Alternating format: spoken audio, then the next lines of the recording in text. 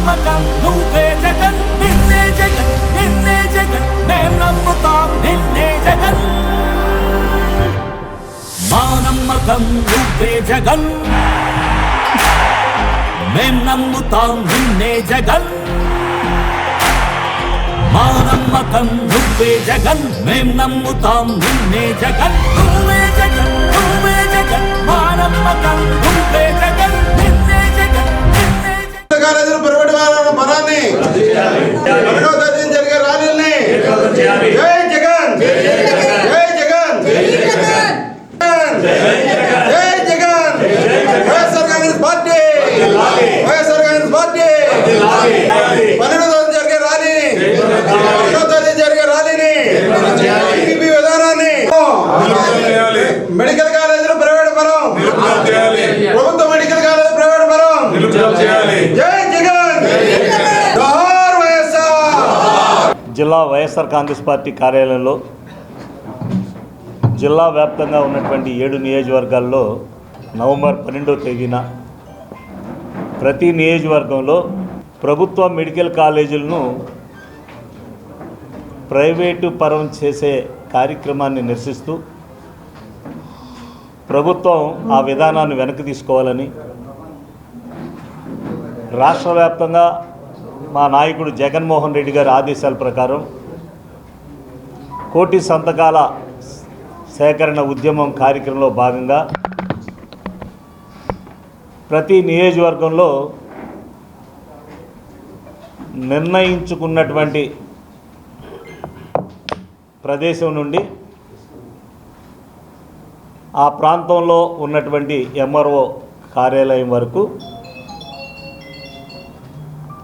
నడుచుకుంటూ ర్యాలీగా వెళ్ళి ఎంఆర్ఓ గారికి ఈ యొక్క కార్యక్రమానికి సంబంధించి వినతిపత్రం ఇచ్చే కార్యక్రమం 12వ తేదీన ఉదయం సుమారుగా 10 గంటల ప్రాంతంలో జరుగుతుంది. ఈ కార్యక్రమాన్ని ప్రతి నియోజకవర్గంలో కూడా దిగ్విజయంగా కొనసాగాలని వైఎస్ఆర్ కుటుంబ సభ్యులు అలాగే చదువుకుంటున్నటువంటి విద్యార్థులు వారి తల్లిదండ్రులు అందరూ కూడా ఈ కార్యక్రమంలో పాల్గొనటం అలాగే వైఎస్ఆర్ సిపి పార్టీ ఈ చేస్తున్నటువంటి ఈ కార్యక్రమానికి మద్దతుగా కలిసి వచ్చేటువంటి ప్రజా సంఘాలు అభ్యుదయ భావాలు కలిగినటువంటి ప్రతిపక్ష పార్టీలు ఎవరైనా సరే అందరితో కలిసి ఈ కార్యక్రమం చేయడానికి ఏలూరు వైఎస్ఆర్ కాంగ్రెస్ పార్టీ కార్యాలయం నుండి మా జగనన్న ఆదేశాల ప్రకారం అందరికీ తెలియజేయడం జరుగుతుంది. ఈ కార్యక్రమం ఇప్పటికే ఈ 1 కోటి సంతకాల కార్యక్రమం రాష్ట్రమంతటా కూడా ప్రతి జిల్లాలోనూ ముఖ్యంగా ఏలూరు జిల్లాలో బ్రహ్మాండంగా 1 కోటి సంతకాల కార్యక్రమం దిగ్విజయంగా ముందుకు వెళ్తుంది. వైఎస్ఆర్ కాంగ్రెస్ పార్టీ కోసమో పార్టీలో ఉన్నటువంటి మా కుటుంబాల కోసమే కాదు, ఇది సమాజంలో ఉన్నటువంటి ప్రతి కుటుంబంలో ఉన్నటువంటి పేద మధ్యతరగతి బిడ్డల చదువుల కోసం నేను డాక్టర్ని కావాలని ఆశపడేటువంటి ప్రతి పేదవాడి బిడ్డకు న్యాయం జరగాలని ఆ బిడ్డకు మన జగనన్న పాలనలో తీసుకొచ్చినటువంటి 17 మెడికల్ కాలేజీల్లో ప్రభుత్వ సీట్లు ఉచిత సీట్లు వాళ్ళకి వచ్చి వాళ్ళు డాక్టర్ అయ్యి వారు ఉన్నటువంటి ప్రదేశాలు అలాగే పల్లెల్లోనూ సొంత గ్రామాల్లోనూ అటవీ ప్రాంతాల్లో కూడా ఉచితంగా వైద్యం చేయాలని తపన పడేటువంటి విద్యార్థులకు జగన్మోహన్ రెడ్డి గారు మన జగనన్న తీసుకొచ్చినటువంటి ప్రభుత్వ మెడికల్ కాలేజీలని ప్రభుత్వం పరం చేయకుండా అలాగే ఈ ప్రభుత్వ మెడికల్ కాలేజీల ప్రాంగణంలోనే ఇవి పూర్తయ్యేసరికే ఆ ప్రాంగణంలోనే సూపర్ స్పెషాలిటీ హాస్పిటల్స్ కూడా నిర్మాణం పూర్తి అయ్యేటువంటి ప్రక్రియ. వీటన్నిటిని కూడా జగన్మోహన్ రెడ్డి గారు నాడు నేడు కూడా ప్రధానమంత్రిగా ఉన్నటువంటి మోడీ గారిని కలిసి నా రాష్ట్రం ఆరోగ్య ఆంధ్రప్రదేశ్గా తీర్చిదిద్దాలి, నా రాష్ట్రంలో ఉన్నటువంటి పేద బడుగు వర్గాలందరికీ కూడా ఆరోగ్యం ఉండాలి, పేదలు లక్షలాది రూపాయలు ఖర్చు పెట్టి వైద్యం చేయించుకోవాలంటే ఇబ్బంది పడుతున్నటువంటి పరిస్థితుల్లో మాకు ఈ 17 మెడికల్ కాలేజీలు పర్మిషన్ ఇప్పించాలని ఆయన కోరిన మీదట ఆ 17 మెడికల్ కాలేజీలు కూడా మరి పర్మిషన్ తీసుకురావటం, శంకుస్థాపన చేయటం, నిర్మాణాలకి ముందుకు వెళ్ళటం.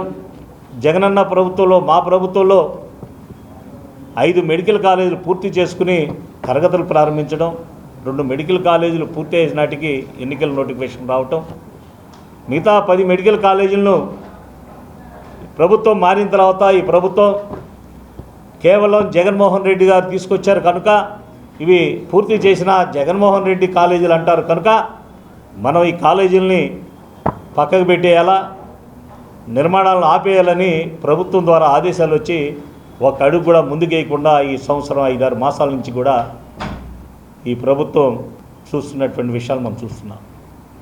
అందుకే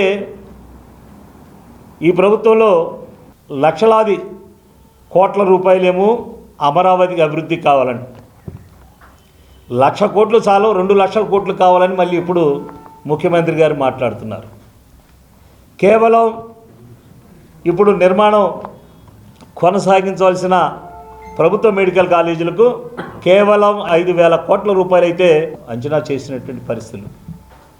5,000 కోట్లేమో ప్రజలందరికీ ఆరోగ్యం కోసం, ప్రజలందరి బిడ్డలు చదువుల కోసం, డాక్టర్లు కావాలని ఆశపడే కుటుంబాలందరికీ కూడా మంచి జరిగేటువంటి కార్యక్రమం 5,000 కోట్ల రూపాయలు మా దగ్గర ఈ ప్రభుత్వంలో మా దగ్గర డబ్బులు లేవని చెప్పడం అనేది చాలా వింతగా ఉంది. 1,00,000 కోట్ల రూపాయలు ఖర్చు పెట్టేమో అమరావతిలో అభివృద్ధి అంటారు. ఆ అభివృద్ధి ఏమిటో ఆ నాయకుడు చంద్రబాబు నాయుడు గారి ఎరుక, భగవంతుడికి ఎరుక. మా నాయకుడు జగన్మోహన్ రెడ్డి గారు ముందుగానే చెప్పడం జరిగింది. ఇంతకుముందు 1,00,000 కోట్లు పెట్టి అక్కడ అభివృద్ధి చేసేదానికంటే కేవలం 5,000 కోట్లు పెడితే వైజాగ్లో మహర్దశ వచ్చేటువంటి పరిస్థితి ఉందని చెబితే హేళన చేశారు. ఇప్పుడు ఈ ప్రభుత్వంలో ఉన్నటువంటి అధినాయకుడు ఎక్కడుంటున్నారు, ఎక్కడ మరి వైజాగ్ని ఏ రకంగా ముందు తీసుకెళ్లాలనుకుంటున్నారు ప్రజలందరూ కూడా తెలుస్తుంది. కనుక తక్షణమే 5,000 కోట్ల రూపాయలు సంవత్సరానికో 1,000 కోట్లు ఇస్తే సరిపోతుంది. ఎన్నికల ముందు ఇచ్చిన హామీలన్నీ మొదటి సంవత్సరం 50-60 వేల కోట్ల రూపాయలు ఎగ్గొట్టేసింది ఈ ప్రభుత్వం. దాని గురించి మాట్లాడు. కానీ 5,000 కోట్ల రూపాయలు ఇచ్చి ఈ ప్రభుత్వ మెడికల్ కాలేజ్ పూర్తి చేయడానికి మాత్రం మీనవేషాలు లెక్క వేస్తూ ఈ ప్రభుత్వంలో డబ్బులు ఎక్కడున్నాయి, డబ్బులు లేవు అని చెప్పుకొస్తున్నారు. కనుక వైఎస్ఆర్ కాంగ్రెస్ పార్టీ మా నాయకుడు జగన్మోహన్ రెడ్డి గారు చెప్పినటువంటి విధానాలు సంవత్సరానికి 1,000 కోట్లు ఇచ్చినా 5,000 కోట్ల రూపాయలు అవి పూర్తిగా అవుతాయి. అలాగే మెడికల్ కాలేజీల్లో సీట్లు స్వాతంత్రం వచ్చిన దగ్గర నుంచి మా జగన్మోహన్ రెడ్డి గారి ప్రభుత్వం వచ్చేపాటికి ఎన్ని సీట్లు ఉన్నాయో ఈ కాలేజీలన్నీ పూర్తి చేసుకెళ్తే మళ్ళీ అన్ని సీట్లు పెరుగుతాయి. ఇప్పుడున్నటువంటి కూటమి ప్రభుత్వానికి జగన్మోహన్ రెడ్డి గారు చెప్పారు, పూర్తి చేయండి, కాలేజీలు పూర్తి చేసి కాలేజీలు క్లాసులు జరిగితే అందరికీ ఓ పక్కన వైద్యం అందుతుంది, ఓ పక్కన విద్య అందుతుంది. మీరు పూర్తి చేసి మీరే ప్రారంభోత్సవం చేసుకుంటారు, మీ పేర్లే పెట్టుకోండి, కానీ ప్రజలకు న్యాయం జరుగుతుంది, ప్రజలకు మంచి చేయండి అని నేను కోరితే ఎంతసేపు కూడా జగన్మోహన్ రెడ్డి గారే గుర్తొస్తుంటారు. వారికి నిద్రపోయేటప్పుడు జగన్మోహన్ రెడ్డి గారు గుర్తొస్తారు, నిద్ర లేవగానే జగన్మోహన్ రెడ్డి గుర్తొస్తారు. దేనికంటే ఏమీ ఎన్నికల ముందు ఇచ్చినటువంటి హామీలను ఏమీ చేయలేక సతికిలు పడిపోయి ఏదో రకంగా తప్పించుకునేటువంటి ధోరణిలోనూ దారి ఎత్తుక్కుంటూ జగన్మోహన్ రెడ్డి ఈ రాష్ట్రాన్ని నాశనం చేసేశాడు. జగన్మోహన్ రెడ్డి వల్ల ఈ రాష్ట్రం నాశనం అయిపోయింది, అధోగతి పాలైపోయింది, శ్రీలంక అయిపోయింది అనే పరిస్థితి చెప్పుకొస్తుంటారు. కానీ కేంద్ర ప్రభుత్వంలో ఉన్నటువంటి ఆర్థిక శాఖ మంత్రి నిర్మలా సీతారామన్ గారు చెప్పారు, చంద్రబాబు నాయుడు గారు గత ప్రభుత్వంలో చేసిన అప్పుల కంటే జగన్మోహన్ రెడ్డి గారు అప్పులు ఎక్కువ చేయలేదు. కూటమి ప్రభుత్వం ఎన్నికల ముందు కానీ ఇప్పుడు కానీ చెబుతున్నటువంటి 14 లక్షల కోట్లు అప్పులు చేశాడన్నది ఇది కరెక్ట్ కాదు. కేవలం ఈ రాష్ట్రం విడిపోయిన రోజు అప్పులతో కలిపి చంద్రబాబు నాయుడు గారు చేసిన అప్పులతో కలిపి జగన్మోహన్ రెడ్డి గారు చేసిన అప్పులతో కలిపి 6 లక్షల కోట్లు చిల్లరని చెప్పుకు రావడం జరిగింది. కానీ అప్పుడైనా వీళ్ళకి ఏమన్నా అరే ఓట్ల కోసం తప్పుడు మాటలన్నీ మాట్లాడాము, అబద్ధాలు చెప్పాము, ఇప్పుడైనా సిగ్గుపడి ఏమన్నా నిజాన్ని ఒప్పుకుంటారంటే ఒకరి తర్వాత ఒకరు జగన్మోహన్ రెడ్డి గారి మీద అవాకులు చవాకులు మాట్లాడడం, ఎంతసేపు కూడా ఏ పని చేసినా ఈ జగన్మోహన్ రెడ్డి గారు కాలేజీలు తెచ్చాడు కాబట్టి ఆ కాలేజీలు పూర్తి చేసి ప్రజలకు అందిస్తే జగన్మోహన్ రెడ్డి గారు గుర్తొస్తారు. అంటే ప్రజలకు మంచి చేయకూడదు, మంచి చేయకపోయినా పర్లేదు, చదువు లేకపోయినా పర్లేదు, వైద్యం అందకపోయినా పర్లేదు, కానీ జగన్మోహన్ రెడ్డి గారు గుర్తు రాకూడదు. ఇది ప్రజలకు మంచి చేసే కార్యక్రమంలో ముందుకు వెళ్ళాలి. కానీ ఎంతసేపు జగన్మోహన్ రెడ్డి గారు తిట్టడం, జగన్మోహన్ రెడ్డి గారు ప్రారంభిస్తే జగన్మోహన్ రెడ్డి గారి పేరు వచ్చేస్తుందని ఓ ఆరాటి పడిపోవటం, లేదా ఓ పక్కనేమో భయపడిపోవటం. ఈ భయం మొదలైంది. ఇది తీవ్రత ఎంత తీవ్రతకు వెళ్తుందో ఇంకో 6 నెలలు సంవత్సరం వెళ్ళేపాటికి వాళ్ళందరికీ కూడా తెలుస్తుంది. మేము చెప్పక్కర్లా, ప్రజల్లోంచే వస్తుంది. కనుక ఈ నవంబర్ నెలలో 12వ తేదీన నియోజకవర్గ స్థాయిలో జరిగేటువంటి వైఎస్ఆర్సీపీ కార్యకర్తలు, చదువుకుంటున్నటువంటి విద్యార్థులు, వారి తల్లిదండ్రులు, మాతో కలిసి వచ్చేటువంటి ప్రజా సంఘాలతో అందరితో కలిసి ఈ కార్యక్రమాన్ని దిగ్విజయంగా ప్రతి నియోజకవర్గంలో కొనసాగించాలని వైఎస్ఆర్ కాంగ్రెస్ పార్టీ అధినాయకుడు జగన్మోహన్ రెడ్డి గారు ఆదేశాల ప్రకారం బ్రహ్మాండంగా జరుగుతుంది.